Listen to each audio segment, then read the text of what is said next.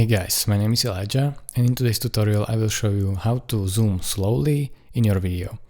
So it's very simple guys, just follow my steps. Go over to import and import your clip. So in my instance I want to import this one clip, where it is, here it is. So double click on it, then pick on it and select it, go over to a timeline with it, and as you can see, now it is playing and it is static clip, it is not zooming in.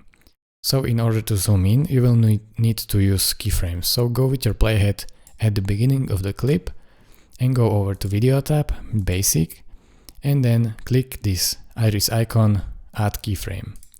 And you can see the keyframe was added at the beginning of the video, and then add keyframe to the middle of the video by adjusting the scale. So drag it to 150 for example.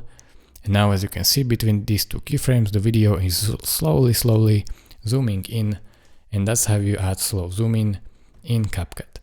So thank you for watching. If this video was helpful, consider subscribing and liking this video, and I will see you in the next tutorial.